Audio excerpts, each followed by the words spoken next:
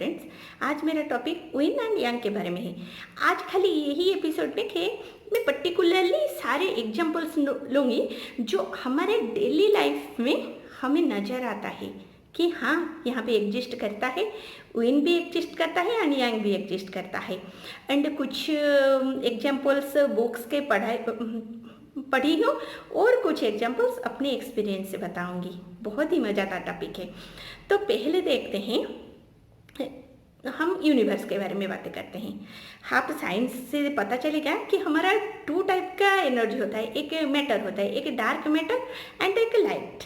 जो हम एक ईच स्टार एंड जो भी हमारे ऊपर वो लाइट देते हैं वो लाइट एनर्जी बस, एंड दैट इज यांग।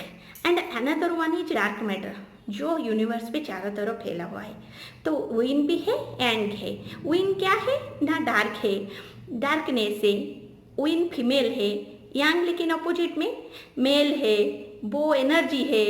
वो आप सोच लीजिए, विन एंड यांग ये दोनों अपने कैरेक्टर पे, अपने बिहेवियर पे फुल अपोजिट है।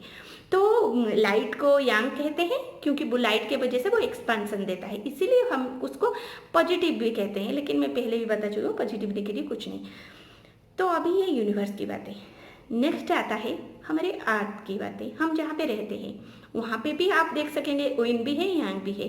क्या है उसका, आप देखेंगे अर्थ का हमेशा आधा पोर्शन रात रहता है, यानी कि डार्क रहता है, एंड हाफ पोर्शन हमेशा लाइट रहता है, डे रहता है। यानी कि आधा, हम अगर आज अभी डे चल रहा है, दिन चल रहा है, तो 12 आवर के बाद यानी कि कुछ घंटे के बाद हमारा, यानी कि 12 अप्रोक्सीमेटली 12 आवर दिन रहता है एंड 12 घंटे रात होता है। तो ऐसे में विन भी रहा, यांग भी रहा। और भी इंटरेस्टिंग क्या है अर्थ के बारे में आपको एक बात आप देखिए, चाइना एंड इंडिया ये दोनों, जब भी इंडिया के ऊपर एवरेस्ट के नॉर्थ साइड पे चाइना है, तो ये दोनों एक ही साइड पे आते हैं। और जहाँ पे पॉपुलेशन ज़्यादा है, अगर मैं पॉपुलेशन की विन एंड यांग की कंपेयर करूँ तो आप खुद देख सकेंगे अर्थ का वन साइड पे ज़्यादा पॉपुलेशन है एंड अदर साइड पे कम लेस पॉपुलेशन है। तो भी ये विन एंड यांग का एक एग्जाम्पल हुआ। अभी नेक्स्ट चलते हैं मून के बारे में। अर्थ के बारे में है, फिर भी थोड़ा देर के बाद बताऊंगी। अभी चलते हैं मून की तरफ। आपको पता है मून का भी हाफ पोर्शन नहीं दिखता, हाफ पोर्शन दिखता है, तो विन यांग है, डार्क एंड लाइट है। एंड मून का क्या है, वो 15 डेज बढ़ते रहते हैं। पूर्णिमा की तरफ जब जाते हैं वो लाइट एनर्जी ब्राइटनेस की तरफ जाते हैं, यानी कि यांग इंक्रीज होता रहता है। अब जब वो अमावस की तरफ जाते हैं ग्रेजुअली उनका विन इंक्रीज होता है।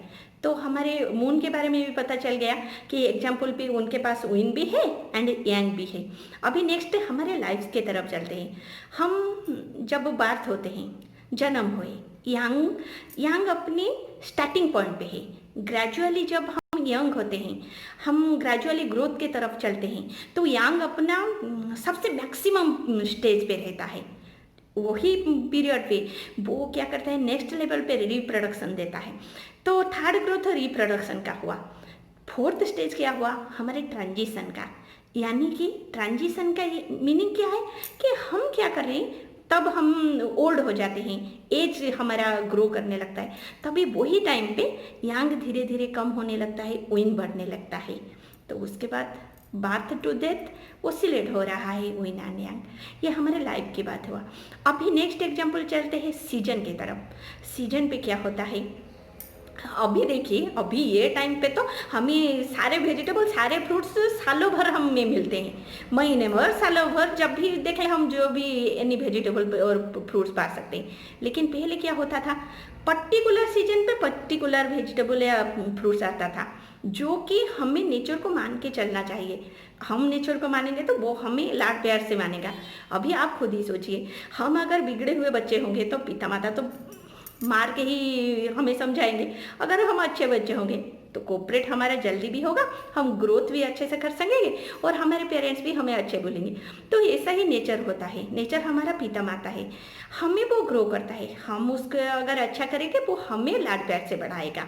तो वही नेचर क्या कहता है ना, स्प्रिंग यांग का स्टार्टिंग है, थोड़ा सा एलिस पे वो ग्रो पतझड़ देने के बाद वो क्या करता है, नया ब्लूजूम देने लगता है। तो वो है यांग का स्टार्टिंग पॉइंट। यांग आगे बढ़ा, समर हुआ, यांग मैक्सिमम ग्रेजुअली विन के तरफ वो ढलने लगा, कन्वर्ट होने लगा। वही एनर्जी, यांग का वही एनर्जी विन के तरफ अभी कन्वर्ट होने लगा। तो हमारा विन का मैक्सिमम कहा जाता है। Early winter starting point and winter maximum win point. तो हमें पता चल गया कि हमने आज एग्जाम्पल भी क्या किया, यूनिवर्स भी देखे, अपना खुद का अर्थ भी देखे, मून भी देखे एंड हमारा लाइफ भी देखे एंड दूसरी बात सीजन्स भी देखे। ये मैंने पढ़ा हुआ है बुक्स में। लेकिन नेक्स्ट मैं बताऊंगी कि मेरा खुद का अपना कुछ एक्सपीरियंस है, आपके साथ शेयर करूंगी। ये कहाँ पे भी बुक्स पे नहीं है, साइंस पे है, जो मैंने खुद एक्सपीरियंस के थ्रू। मेरा पहला एक्सपीरियंस है, हमारे पुराणों में, आयुर्वेद में ये लिखा गया है कि आप जल्दी से सो जाइए। जल्दी का मतलब, यहाँ पे एक मज़ेदार बात बताऊँ आपको। पता है, मैं जब एनालाइज किया, पहले के ज़माने के लोग, मैं हमेशा मेरे मम्मा पापा को पूछती थी कि वो कब, मेरा ये बहुत डिफ़िकल्ट क्वेश्चन था। मैं मेरे मम्मा पापा को पूछती थी कि अच्छा दादा दादी कब खाते थे, कब सोते थे, कब वो ठाकुर जी की पूजा करते थे, देवताओं की पूजा कब करते थे, बिना नहाने के बाद कितने घंटे तक रहते थे। बहुत सारे सवाल होते थे मेरे मन में, क्योंकि और भी क्वेश्चन आता है बहुत कि वो कितने दिन, महीने में कितने दिन या हफ्ते में कितने दिन वो उपवास रहते, क्या हर दिन उपवास करते थे। तो बहुत सारे क्वेश्चंस का मैंने धीरे धीरे सवाल का जवाब मिला। तो पहला क्वेश्चन है, उन्हीं में जो ये विन एंड यांग थ्योरी पे मेरे पास उसका उत्तर एक मिला। क्या करते थे पहले के लोग ना, जब भी जो भी काम, हमारे यहाँ एक चीज वर्जित है, सूर्यास्त के बाद भ्रमण वर्जित है। यानी कि सूर्यास्त के बाद हमें भ्रमण नहीं करना चाहिए। हाँ, जैसे आप नेचर को देखिए, सारे पक्षी हो, पशु हो, खुद अपने आप जब सनसेट होता है, सूर्य ढलने लगते हैं, अपने घर को आ जाते हैं बिना किसी, उनको कोई नहीं बोलता अरे अरे तू घर को आ, नहीं बोलते हैं। लेकिन हम लोग स्टार्टिंग तब करते हैं जब सनसेट होता है, हमारा मन होता है भ्रमण करने के लिए। अगर हम बाहर घूमने जाएंगे 8 o'clock, तो आते वक्त तो 10 होता है, 11 होता है, तो तभी उसके बाद आके बाहर अगर खा लिए तो चलता है, अगर आके बना के आप खाएंगे तो कितना टाइम होगा जो आप सोएंगे, ये सोचिए। तो ऐसे में हमारा लाइफस्टाइल बहुत चेंज हो गया। तो ये मेरा जो क्वेश्चन था कि वो कितने बजे सोते थे, वो क्या करते थे, जब भी काम से आते थे, हमारे यहाँ गांव में मुझे मालूम है कि बहुत पहले लोग श्रीमद् भगवता की कथा होती थी इवनिंग पे, तभी वो इवनिंग टाइम पे टेम्पल पे सुनने के बाद पहले ही खा लेते थे, उसके बाद घूमने जाते थे थोड़ा, वो सुन के आके उसके बाद सो जाते थे। कब? 7 से लेके 7:30 तक। तो क्या सुबह लेके इतने देर तक सोते थे? नहीं, वो 7:30 को अगर नींद आ जाएगा, हल्का नींद पे, अगर आप दिन भर ज़्यादा हार्ड वर्क करेंगे तो आपको बोलने की ज़रूरत नहीं आएगी। आप 7:30 को नींद ही ऐसे हो जाएगा, आप सो जाएंगे। तो उसके बाद क्या करते थे, 4 आवर के बाद वो जगते थे, क्या कुछ करते थे या नहीं करते थे, फिर से कुछ देर के बाद पानी पी के सो जाते थे। पानी पीते थे तभी वो टाइम को, पानी पी के सो जाते थे। इसीलिए उन लोगों का हार्ट अटैक इतना नहीं होता। आज हार्ट का डिजीज जितना आता है तब वो टाइम को नहीं आता था, क्योंकि वो मिडिल गैप पे उठने के बाद पानी पी के 1 o'clock या 12 को फिर से सो जाते थे। हमें ज़्यादातर हार्ट अटैक आता है सुबह 4 o'clock, 3 o'clock से लेके 5 o'clock, तभी हमारा ऑक्सीजन लेवल डाउन हो जाता है, तभी हम डिहाइड्रेट होते हैं, तभी इसीलिए हमारा हार्ट अटैक होता है। तो इसके ऊपर आप गौर करना। तो पहले क्या करते थे, उठ जाते हैं 3 o'clock, 4 o'clock। अभी हमारा अगर 1 o'clock सोएंगे तो कितने बजे उठेंगे? अगर कोई भी इवनिंग को 7:30 या 8 o'clock सो जाने के बाद 12 o'clock, 1 o'clock को जग जाते हैं और उसके बाद भी पढ़ाई करते हैं, वो भी बहुत अच्छा है, कुछ फर्क नहीं पड़ता। लेकिन हमें सो जाना चाहिए 7:30 से 8 तक। ये हमारा आयुर्वेद भी कहता है, हमारे पुराण भी कहता है, वैदिक एस्ट्रोलॉजी भी कहता है, और यहाँ पे मैं लोसुग्रीड भी कहता है, यानी कि एंशिएंट चाइनीज न्यूमरोलॉजी भी कहता है। कैसे? ना वो कहते हैं, उनके बुद्धिमान लोग कहते हैं, उन लोगों ने जब एनालाइज किया, यांग एंड विन को जब एनालाइज किया, उन लोगों ने देखे सबसे हाई एनर्जी रात के 12 o'clock के बाद स्टार्ट हो जाता है। यानी कि रात को, नाइट को 12 o'clock के बाद यांग सुपर होने लगता है, स्टार्टिंग हो जाता है। धीरे धीरे धीरे धीरे धीरे धीरे ग्रो करते हैं, स्टार्टिंग होते होते मैक्सिमम पे सुबह से लेके 12 o'clock तक पहुंच जाता है। दिन में 12 o'clock तक पहुंच जाता है। उसके बाद उसका ट्रांजिशन होता है, वो इनके तरफ थक जाता है एनर्जी। थकने के बाद आफ्टरनून नून 12 o'clock के बाद, दिन के दोपहर 12 बजे के बाद धीरे धीरे धीरे धीरे ड्राउजी होने लगता है। विन अपना स्ट्रेंथ बढ़ाने लगता है।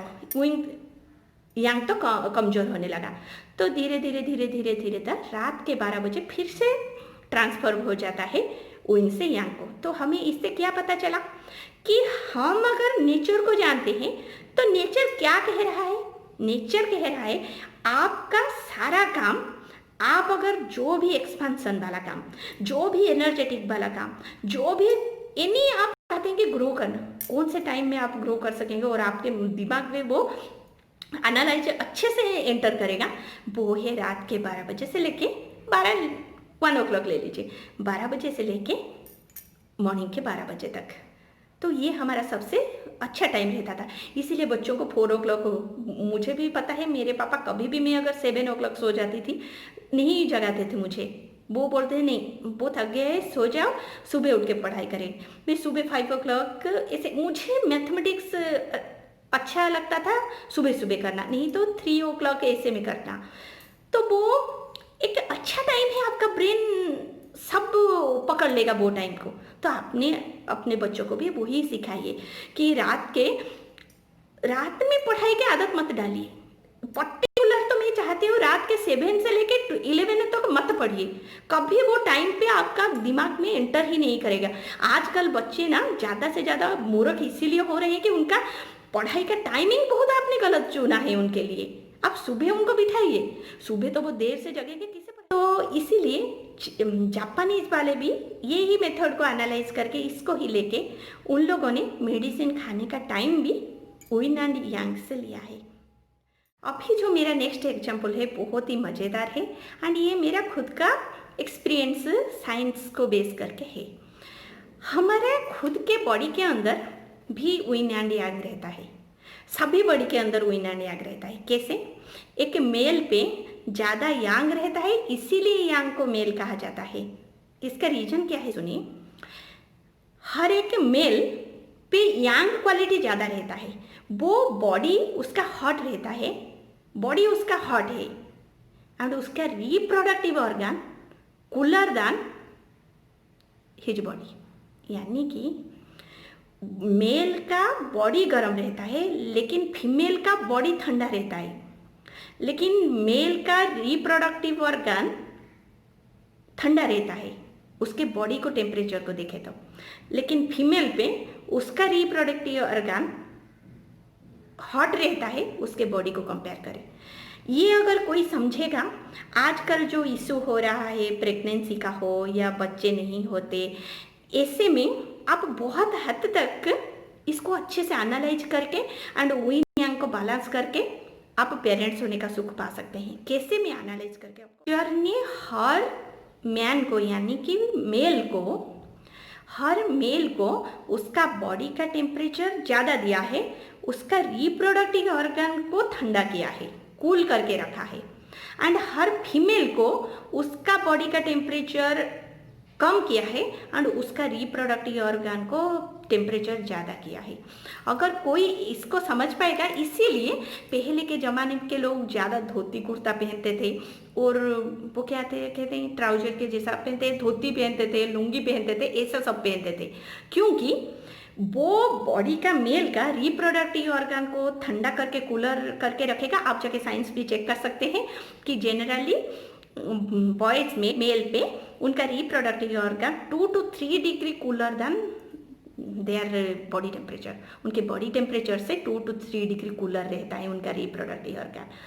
लेकिन और अगर मैं अपोजिट ले लूँ, एक फीमेल का बॉडी टेम्परेचर से उनका रिप्रोडक्टिव ऑर्गन गर्म रहता है, नेचर ने गर्म करके रखा है। अगर हम ठंडा करेंगे तो उनका प्रेगनेंसी पे बहुत सारा उनका इफेक्ट डाल सकता है। मैंने ये बहुत छोटी सी चीज़ बताई, लेकिन ये आप खुद करके देखिए। ये आयुर्वेद पे भी है, आपको देख सकेंगे। आयुर्वेद पे एक ट्रीटमेंट है, अगर किसी का बच्चा नहीं हो रहा है तो यानी कि उसका एग फॉर्मेशन नहीं हो रहा है या कुछ दूसरा उसका ऐसे ज़्यादा बॉडी पे हीट होके वो उसको फॉर्मेशन के लिए उसको फ्लैश कलेक्ट करके नहीं रख पा रहा है। ये दो चीज़ है। अगर लड़की की बॉडी, अगर एक फीमेल की बॉडी में अगर हीट होगा तो वो रखने नहीं देगा, वो एग्स को वो आउट कर देगा।